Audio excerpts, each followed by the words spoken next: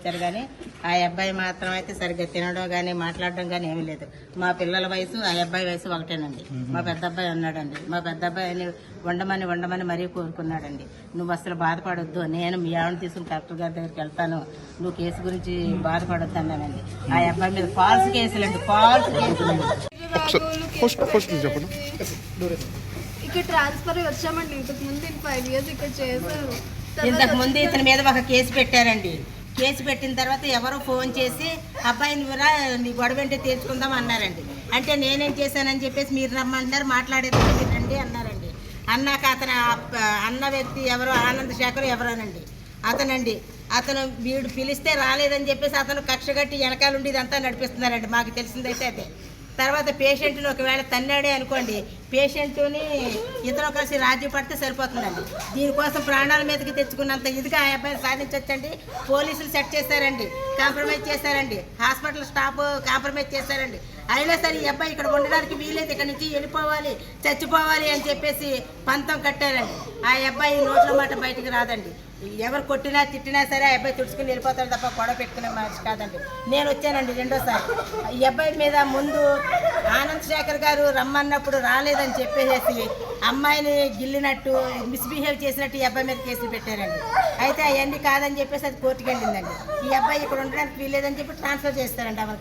Avanigadda transfer చేశాక 2 ఏళ్ళు అనుకుంటా అండి ఉండి తర్వాత మళ్ళీ ఇక్కడికి రీసెంట్గా వచ్చారండి. 3 నెలలు 4 నెలలు అవుతుందండి. మళ్ళీ ఈ అబ్బాయి ఇక్కడికి వచ్చాడని చెప్పేసి కక్ష సాధింపుగా నన్ను తన్నాడు అని చెప్పి కేసు పెట్టి తర్వాత మందులు అమ్మేసుకుంటారు. ఇంకా ఏంటో వాళ్ళు ఇష్టం వచ్చినట్టు 3 నెలల నుంచి కేసులు ఒకదాని తర్వాత ఒకటి పెడుతూనే ఉన్నారండి. స్టాఫ్ అందరూ కూడా కాంప్రమైజ్ చేయడానికి చేస్తారండి. పెద్ద విషయం కాదు, కాంప్రమైజ్ అవుతాడంటే అసలు గొడవలేదండి. రెండోసారి నేను వచ్చానండి. ఇది పెద్ద విషయం కాదు, మీరు కావాలని చేస్తున్నారు అని చెప్పేసి అన్నామండి. కలెక్టర్ గారి దగ్గరికి వెళ్తే కలెక్టర్ గారు ఏం డ్యూటీ చేయడానికి వీల్లేదని చెప్పి అన్నారంట. అంటే వీడు చాలా బాధపడిపోయి ఏడ్చాడండి.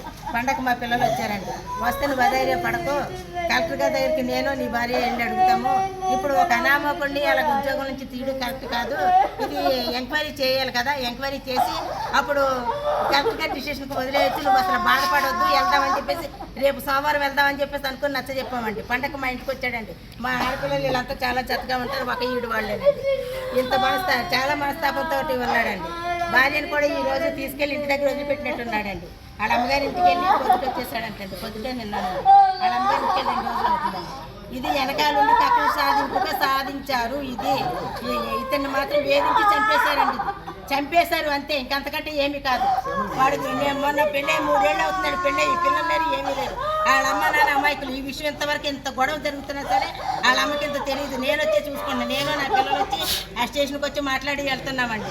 సార్ కాంప్రమైజ్ చేయండి సార్, ఎందుకు సార్ వాడేమో నోట్లో నాలుగు లేనాడు, గట్టిగా మాట్లాడలేడండి.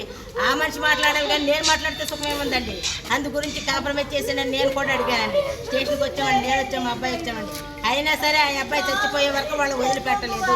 దీని వెనక ఉన్నది ఆనంద్ శేఖర్ అతనే ఎలా ఉంటారో నాకు తెలియదు. ఇతను మాత్రం అతనే చేస్తున్నాడు.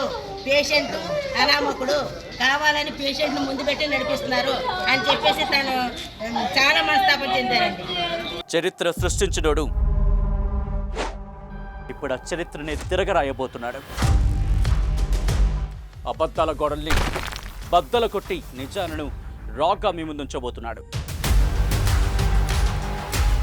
నిజమైన వార్తల కోసం వెంటనే డౌన్లోడ్ చేసుకోండి రా యాప్ని.